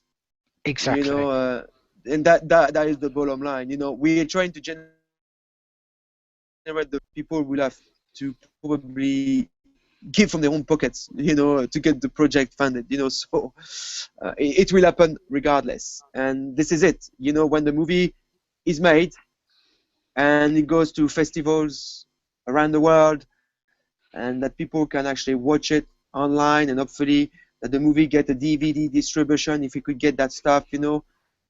This is how people get recognized, through hard work, you know, not through chance. And if people watch you in an independent movie that's been done on a low budget, then directors, crew, actors could be recognized for future productions, I believe. I mean that has been the very drive, and it's been my frustration since I was a young child. As I've always been, and it's been. I think my main drive of everything is basically just get rid of the middleman, get rid of the barriers, just pull these down. And I mean, give you a perfect example there. You know, I mean, I could go along to YouTube now and see some of the ones of South Devon players of King Mordred, and they've maybe got 2,000, 3,000, whatever amount of views, and you haven't been rewarded for that. Now this is where I was trying to say to you earlier on. I mean, this is the stage we are in life now. There is technologies being built, and there are platforms being built, and I sent you last night what we're trying to do. So basically, just dissolve those middlemen, and then give. So someone like me, I go, oh, okay, I want to reward you directly. I don't want to go through some funding council. I just want to do it easily. Just a simple way, like, you know. And I think this is why I try to say to people, these are really exciting times for creatives, because it's not only are the solutions being built to basically get down these barriers of funding, but this, as we were saying earlier on, this technology that it's in our hands. You know, it's not in the hands of the military. That, you know, this is technology that right now, in the stage we are in 2016, we have the ability to shape this, and this is, if it can be shaped by the creators and the arts, then to me, this is why I try to tell as many people, look, go out and discover what's coming, because we can shape this, and we can hopefully be, like we were saying before, G, hopefully by the time when your daughter's 20 years down the line, and she's 20 years old, and she has to decide to be an actress, it won't be a struggle. It won't be this whole, it'll be, no. Parents will be saying to kids, I want you to be an actor, rather than right now like, actually I prefer you to be a doctor or an architect. And it shouldn't be that way, because as Rich was quite rightly saying earlier on, and we're all in the same field here, we won't be remembered for our our buildings. We're not going to remember that in 200 years time, 300 years time. We're going to remember for the arts, and that's, at the moment, is at the bottom of everyone's importance. You know, everybody has on the list of important things in the world, the arts at the very bottom. But it's ironic that what we're producing, it's what you're making, what I'm producing, what Rich is making. These are going to be the things that are going to be left behind, and that's where hopefully we're going to enter this new paradigm where we can balance the shift a bit, and say, okay, let's make as it was, as you would know. I mean, man, you're from France, my friend. I mean, you don't have to go that far back in history to where the arts were the top of the pinnacle. You know, the poets and the artists and the actors, they were the ones that everybody looked up towards. And if for some strange reason, in the last 100 years, it's been completely flipped on its way round.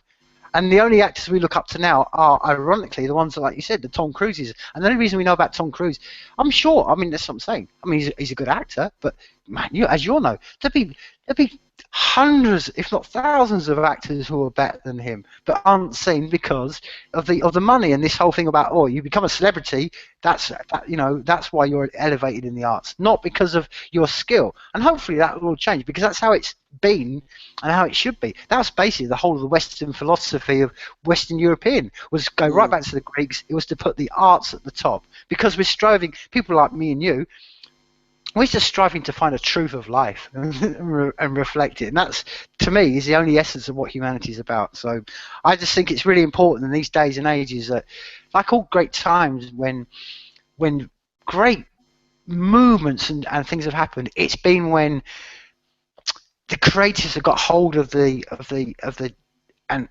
technology of the times, whether it was the way that musicians and the blues guys, they shaped music when they got hold of understanding what record players could do for them, and the vinyl, right through to how filmmakers went and took film and took it from this thing of just recording early street scenes and making films out. It's always when the creators get hold of and use and shape the technology that great things happen. And we're fortunate enough to live in these times, because, as you know, as we were saying earlier on, this wasn't possible 20 years ago. I mean, the idea that someone like you would be playing a film and I could see it on YouTube, that was an impossibility. So as we go forward, I just think it's really important, as you were saying, Gina. I think one of the most the moment of this whole conversation, this podcast tonight, has been, like you said, you've got to do it. You've got to shake away all that resistance, and it's only down to the individual.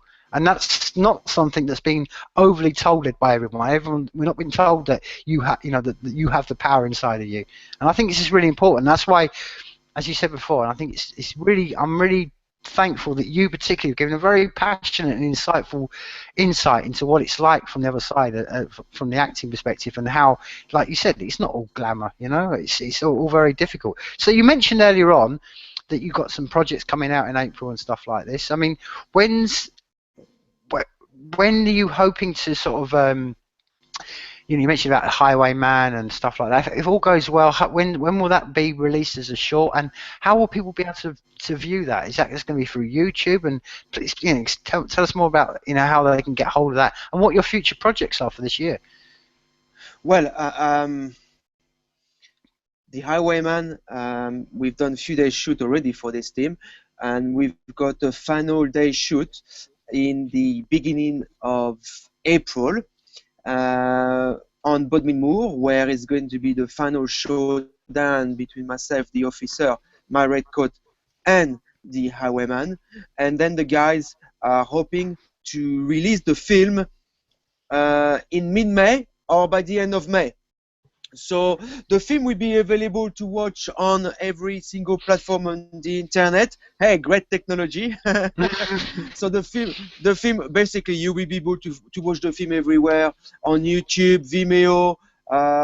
It's going to be as well on Facebook. The Highwayman has got his special page on Facebook as well.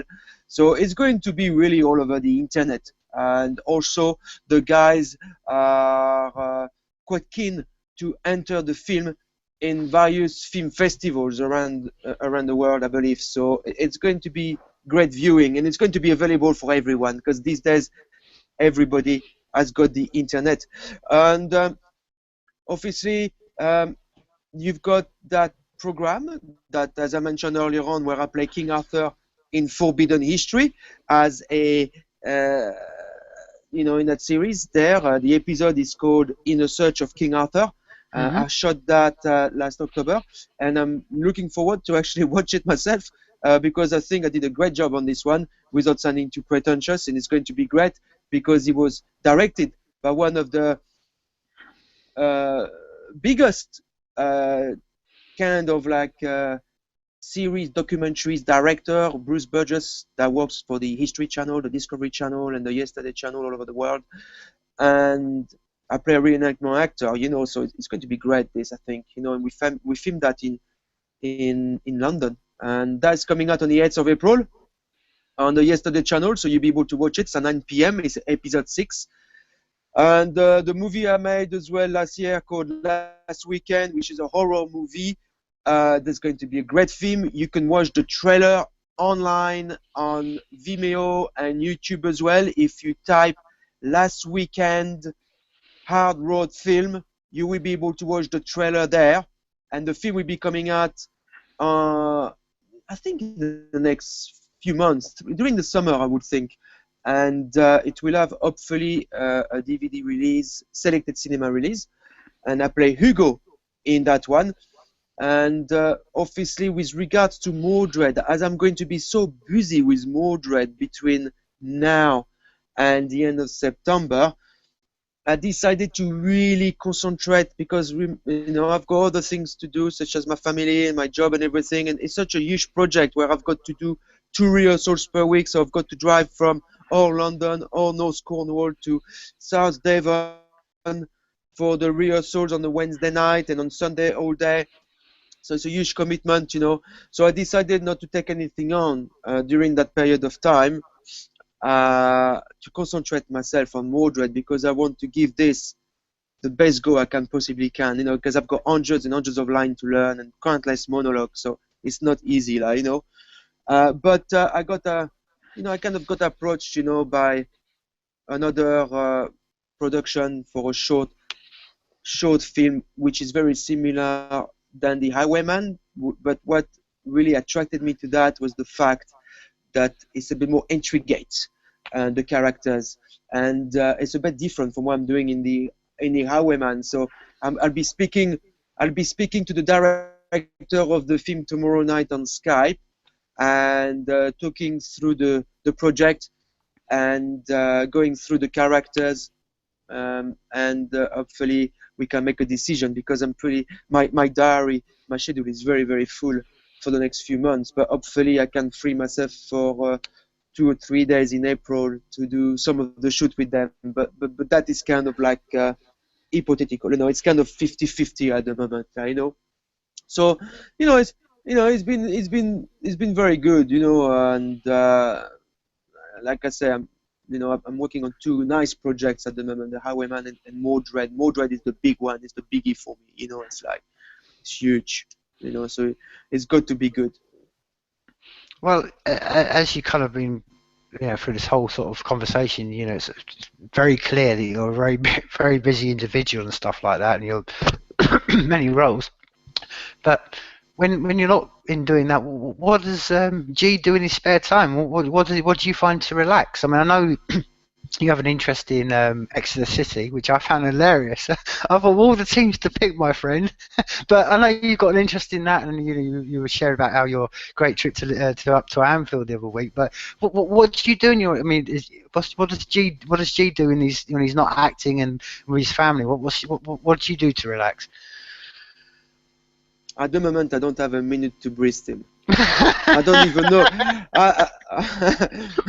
I don't even know what the word relaxing means. I'm a pretty intense guy. You know, even my wife says that when I've got a bit of time to relax, I can't relax because my mind is always busy. So it might be a bit, you know, it might be a bit kind of a crazy thing, but I'm having real difficulties to relax. Actually, to be honest with you, last week, for the first time, in about a year, I took 3 days off with my wife and my daughter. We went to Antibes in France, you know, just to relax. And that was a nice little break because I knew that March was going to be a crazy month for me, where I'm away from home in London for 17 days working hard, you know, and coming back to do the rehearsals for Mordred and everything else. So it's very, very intense. And when I come home, I don't really relax because I'm going through my script. So I'll be on the road all day, I'll be working all day, I'm reading my lines, I'm trying to learn them. You know, when I go to bed at night, that's what I was saying to my wife last time, when I go to bed at night, honestly, it's got to be freaky, I might be crazy or something, but I open my eyes, I close my eyes, and I see all these script phrases and sentences and words from Mordred in my mind, in my eyes, you know. I can't switch off, you know. I wake up in the morning, the first thing I see is Mordred again, script everywhere, you know. So, you know, I'm finding it very difficult to relax at the moment. You know, I've got a very intense job, very demanding, very challenging. All my acting is very challenging and demanding as well.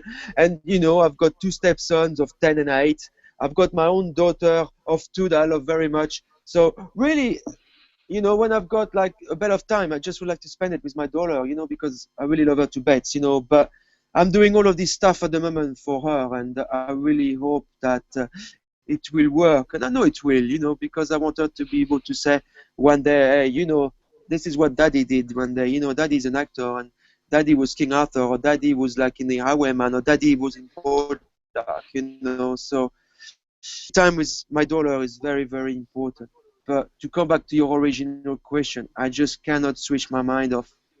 I'm too intense, man. can't bloody. This goes again. I mean, what you just said again, it seems to be like a common recurring theme you keep coming up with. I mean, you're just saying then that when you're waking up and you're seeing lines of script in front of you and all that.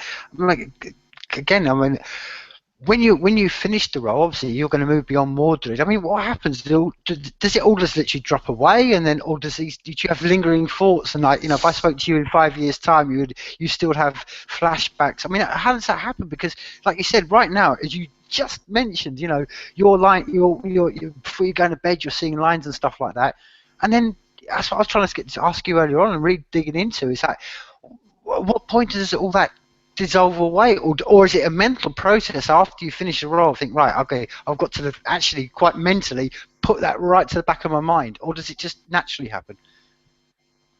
I tell you what, I'm looking forward, as much as I'm loving doing right now, I'm looking forward for when it's all done in the end of September, and in October I can actually try to switch off my mind, and maybe go on holiday for a week or somewhere, just to switch my mind off, or maybe take with me a Stephen King book or something like that to just read something different, But no, it's very intense stuff. We've got to go all the way through, and who knows what's going to be like when Mordred is finished. I think that the whole project and the character will have been part of me for so long, because remember, Tim, we started that project really on a trailer teaser last October. So it's been with me for quite a while already. I got hands on my script on the 10th of January. Since the 10th of January, I've spent about an hour or two on my script, on my spare time, reading it, trying to get to grasp with it, because it's quite a complex script, and, I've got hundreds of lines to learn and lots of monologues. And for a guy like me, that I kind of started a year ago, it's a bit daunting, but I'm just getting out there and doing my very best, because not only do we do the movie in the end of June, then after that I'm really going to get out of my comfort zone, because we're doing the stage play. No, the stage play, I've never done theater before. So, I've always been on the screen, in the front of the camera. So to be on the stage play is going to be a different game, a different ball game, so I've got to be ready for that, and I can't mess up, I need to know what I'm doing, so I need to be as prepared as I can be. And I know that I can make mistakes. Everybody makes mistakes, but I've got to be as prepared as I can be, so it's a lot of hard work. And when Mordred is done, I think that I will miss the project. I will miss Mordred, and I will be probably looking forward for my next script, but because I'm a guy that cannot relax anyway. So Mordred or not Mordred, I cannot relax. Before I had Mordred, I was like looking for acting job all over the place. I was always searching the internet saying, where am I going to find a job? And I was applying for hundreds of them. Then I was doing shoots in Nottingham. I went to Southampton to do a short. I went to Dorset to shoot my horror movies, so I can't relax anyway. This is just the way I am. Very passionate, very intense, very full-on guy, So I guess that when Mordred is done, I'll probably be looking for the other project. But I think that I will still take a good week or two off and read one or two Stephen King book or something, Well, just to kind of like switch my mind off.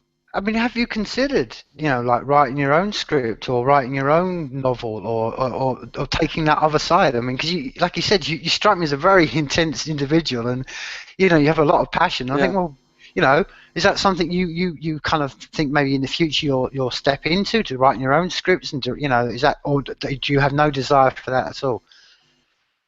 Never say never. I've got plenty of ideas on my mind, and there's a lot of things that I'd like probably to put on paper, but maybe not for now. At the moment I'm just committed on doing my projects, keeping my family afloat, I'm working hard and making these movies as good as they can be, giving the best I can possibly can give in any movies or films that I do, and then let's see what the future holds, and who says that in the next few years I couldn't be writing my own script and getting it out there on Kickstarter like we talked about earlier on, and be the star of my own film.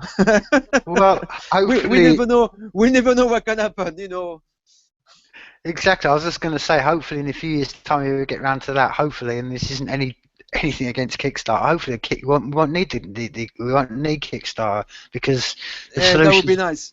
The solutions will be there where we don't have to go through a middleman. We just can do it directly, and that's hopefully where, that would be a much easier world. But look, gentlemen, we've I'm very aware, and I'm like I said to you before, I feel very. To catch you I know I'm saying you are in a hotel in London and stuff. I mean, I feel very honoured that you've given me some time tonight. I'm very sort of aware of the time and stuff.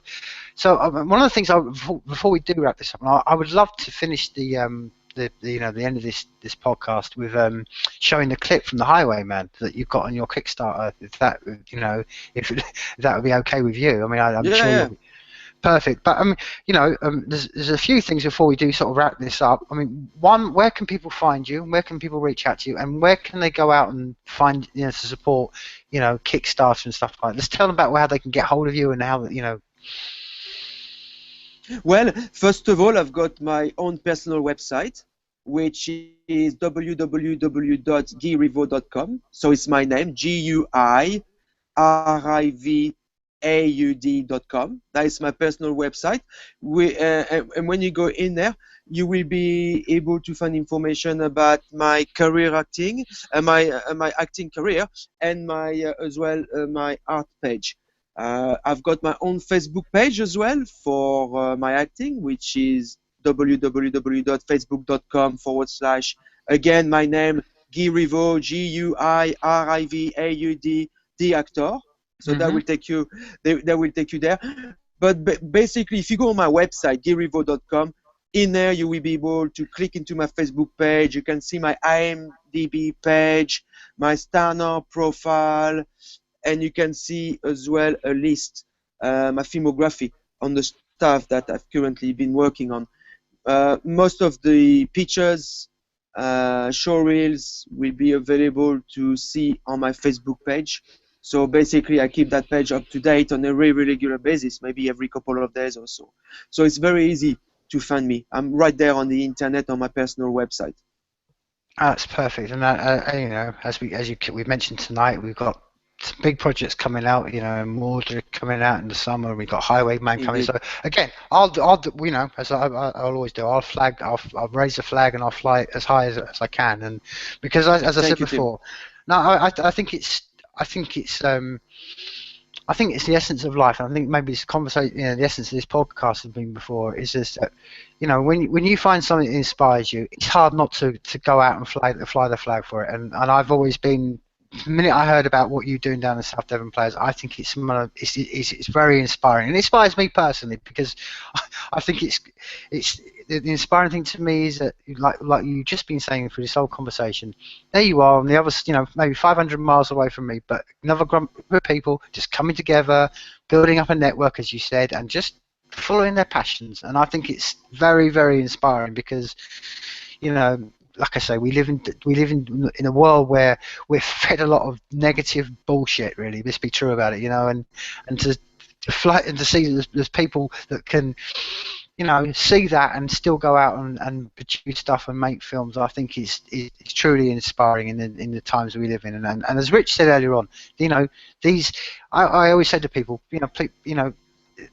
the future will remember by the creatives, and I think it's really one of the message that I really hope comes across, in that we can change the world just a little bit by just pushing the role of the creative up a bit more and making it easy for them, rather than just putting all these barriers and everything away. Because as you quite rightly and very, very eloquently given us an insight tonight, it's these barriers don't need to be there. They don't need to be there. We don't need to have these things.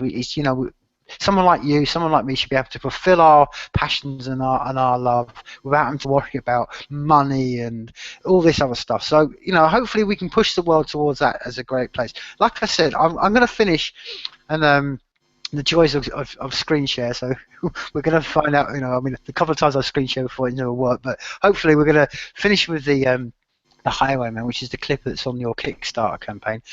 And all I can say is, again, thank you for giving your time tonight. And I know it's been, a very busy day for you, and you've got another busy day coming up, and it's just hectic. So thank you very much for giving me, the 2 hours you give me tonight, Jim, man. Thank you, Tim. Thank